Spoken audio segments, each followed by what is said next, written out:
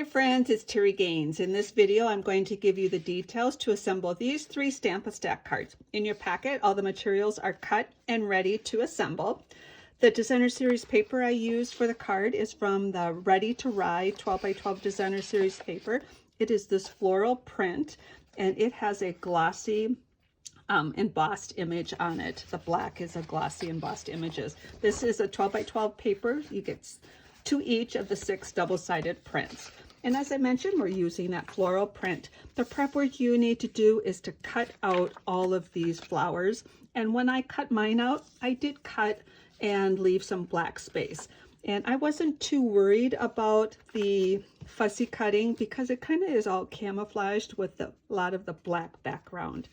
So in your packet, you want to prep that piece and cut that. So also in your packet, you have 3 card bases. They are basic black.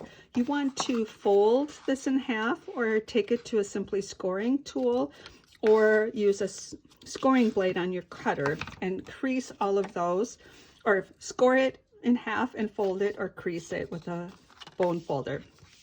You have 3 basic white. They are for the inside of the card. That's where you would stamp your inside sentiment and adhere it to the inside of the card. You have 3 basic gray for the front of the card. And then this Designer Series paper is from the same Designer Series paper that this is from. So it's just one of the check prints here. So to assemble this, I would attach the gray first. And the beauty of creating paper crafting is you don't have to follow the sample that I share with you. You can actually make changes. But I have this about 1 inch from the bottom and then equal spacing on the sides. Then I applied it here. Then I took the Designer Series paper, put adhesive on the back. So the adhesive you need is your favorite double-sided adhesive and dimensionals. And then you can put this strip. I put it right in the middle, equal spacing here, but in the middle of that gray piece like so. And then what I did, and I saved some time and I did it ahead of time, I put some dimensionals in the back of the flower. I'm going to take my take your pick tool to get the backings off. And let's see, I didn't get those backings off.